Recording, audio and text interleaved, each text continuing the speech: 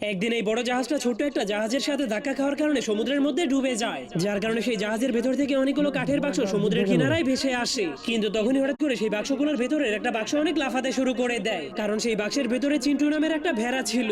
তখন সে অনেক ভেড়া। লাফালাফি করার কারণে সেই বাক্সের মুখটা খুলে যায়, যা দেখার পর সেই ছোট্ট ভেড়াটা অনেক খুশি হয়ে জলদি করে সেখান থেকে বের হয়ে যায়। কিন্তু তখনই সে দেখতে পায় একটা ব্যাঙ তার পাশ দিয়ে লাফিয়ে লাফিয়ে যাচ্ছে। এই জন্য সে অনেক কষ্ট করে সেই ব্যাঙটাকে ধরে ফেলে, কিন্তু সেই ব্যাঙটাকে ধরার পরে সেই ব্যাঙটা মরে যাওয়ার নাটক করতে শুরু করে দেয়। ব্যাঙটা অনেক তখন চালাক। হঠাৎ করে ভেড়াটা তার সামনে অনেক বড় একটা বাক্সকে দেখতে পায়। সেই বাক্সটার ভেতর থেকে অনেক ভয়ঙ্কর ভয়ঙ্কর আওয়াজ আসছিল, যা শোনার পর ভেড়াটা মনে করে সেটার ভেতরে অনেক ভয়ঙ্কর একটা রাক্ষস আটকা পড়ে গিয়েছে। ঠিক তখনই হঠাৎ করে সেই বক্সের ভেতর থেকে সেই রাক্ষসের অনেক বড় বড় নখ বের হয়ে আসে। কিন্তু নখগুলো দেখার পরেও ভেড়াটা ভয় না পেয়ে উপরে উঠে তাকে সাহায্য করার জন্য সেই বাক্সের মুখটাকে খুলে দেওয়ার চেষ্টা করে। কিন্তু হঠাৎ করে রাক্ষসটা বক্সটাকে অনেক জোরে ঝাঁকি দেওয়ার কারণে ভেড়াটা সঙ্গে সঙ্গে নিচে পড়ে যায়। ঠিক তখনই হঠাৎ করে রাক্ষসটা বাক্সটাকে ভেঙে তার ভয়ঙ্কর হাত দিয়ে ভেড়াটাকে ধরে ফেলে। কিন্তু তবুও ছোট ভেড়াটা অনেক কষ্ট করে তার